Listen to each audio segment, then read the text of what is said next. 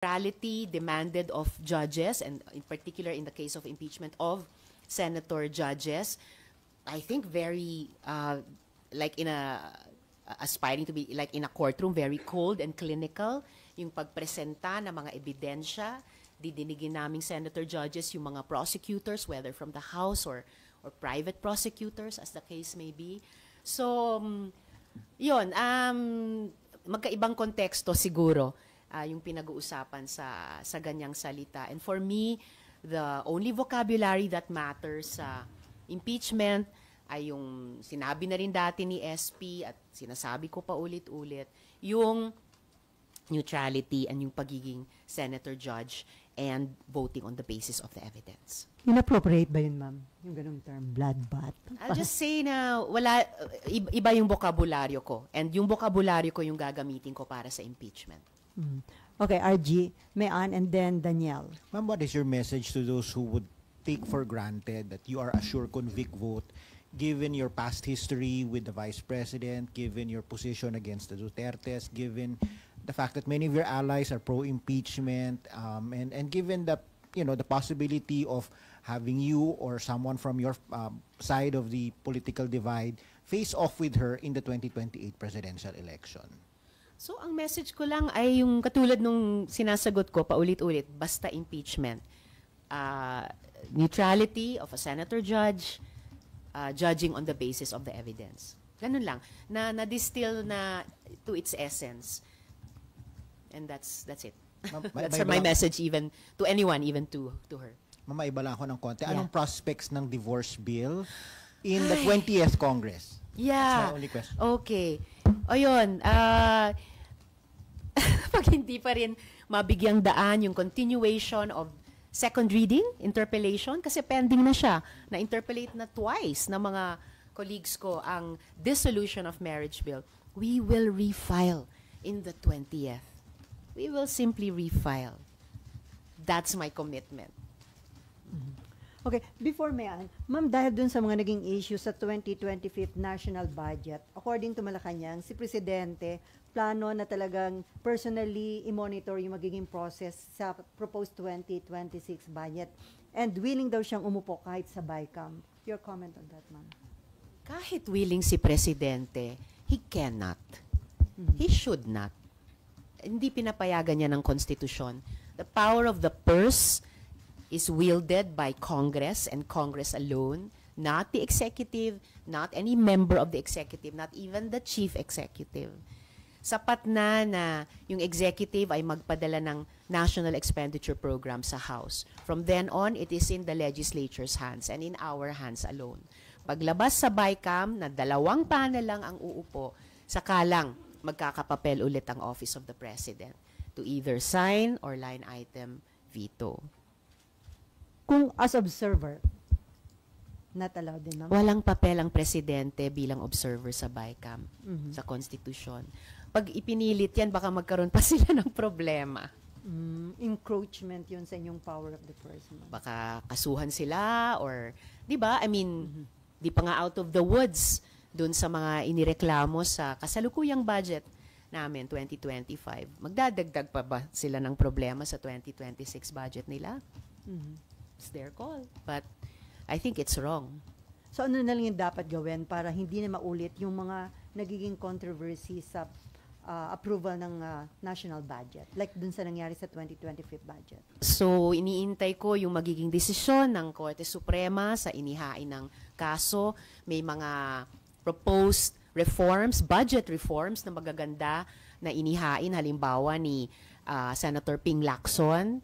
Maraming long-standing proposals sa budget reforms, yung mga budget reform advocates, na yun ang mas unahin dapat naming i-consider at isagawa kaysa papasukin si Presidente sa BICAM. Okay, Mayan. Ma'am, actually yung sa bloodbath din yung tanong ko. So, kayo po muna, how are you preparing or prepared na po ba kayo to be a senator judge for the upcoming impeachment? I am preparing with my Legis team. We will be consulting with some additional colleagues of theirs from the legal profession. Paano talaga mag-engage ng matalas saka epektibo sa impeachment process. Yung sinasabi ni VP Sara na gusto niya or expecting siya ng bloodbath, are you also expecting na matindi yung bakbakan pagdating ng impeachment trial? Especially because no less than Attorney De Lima po ay isa sa mga prosecutors at isang lawyer. Well, I'm expecting matindi ang bakbakan sa ipepresent na mga ebidensya. And I'm actually very excited sa process. Unang pagkakataon itong magiging senator judge ako. I've observed trials in courts before.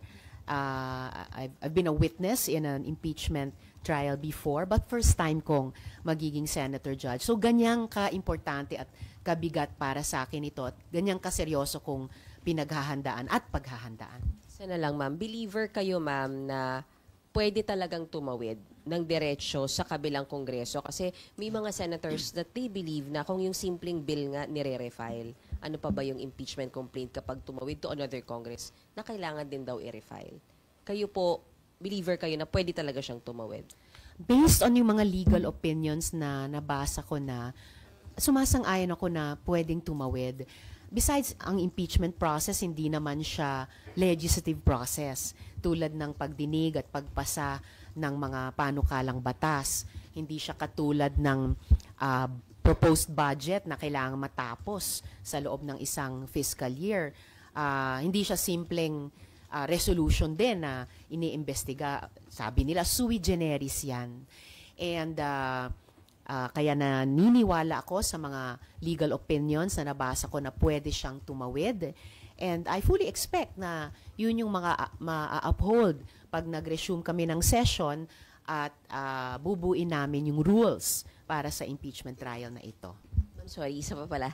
Sa Prime Water, kailan po mangyayari yung inyong Senate inquiry? Do you expect itong June or sa July na? And hindi ba medyo awkward na syempre si Senator Camille Villar po ay makakasama nyo dito? Mas awkward kung tulad ng ipinanawagan ng maraming nagrereklamo sa kanilang water service. Hindi lang sa Prime Water, pati sa dalawa pang pinakamalaki. Unfortunately, pinakamaraming reklamo dumating sa media at sa opisina ko on Prime. Mas awkward kung hindi kumilos ang Senate doon. So, pag-resume namin sa Hunyo, inaasahan kong ma-refer siya sa proper committee and like every other resolution, ifa-follow up ko sa chair na ma-schedule nila ng pagdinig. Kahit isang hearing lang muna ngayong patapos na 19th Congress. So, Committee on Public Services, ma'am, headed by Senator Raffy Tulfo. Yes. Hiniling ng resolution ko sa Committee on Public Services ito i-refer. So, ifa-follow up ko si Sen. Raffy kung pwedeng magkaroon ng kahit isang hearing muna. Okay, Daniel. Hi, ma'am. 2 questions lang po. Ma'am, yung sa composition po ng 20th Congress, nakikita nyo ba na mas may chance na yung mga sabihin natin yung medyo controversial na bill like yung SOGI bill tsaka yung anti-teenage pregnancy? I really hope na the 20th Congress will finally be, magiging 10th Congress na yata yan na i-refile ang SOGI Equality Bill will finally be the Congress to pass the SOGI Equality Bill into law. And gayon din yung teenage pregnancy prevention bill. Dahil nananatiling national emergency yan, social emergency yan. Fake news lang kasi yung comprehensive sexuality education. Pero it really deserves to be passed alang-alang sa ating mga teenagers, sa ating mga teenage parents, at lahat pa ng mga stakeholders na sumusuporta sa ating mga teenagers. Ma'am, may we get your comment lang din po. Yung DOJ naghahanda na raw po ng documents para dun sa Interpol, para po kay Harry Roque. Opo. So, that was good news na natanggap na hihingiin nila sa Interpol mag-issue ng red notice. Pending na rin po yung warrant of arrest on the very serious charge of human trafficking dyan sa Porac Pogo Hub laban kay Harry Roque. So, I hope that one way or another, either yung aksyon ng ating Philippine warrant of arrest or yung aksyon ng Interpol red notice ay mapauwi na siya rito para harapin yung seryosong akusasyon sa kanya na siya rin bilang abogado, dapat alam niya na obligasyon niya iyan. Okay. Okay na? Marlon, Babylin, and then Camille. Marlon.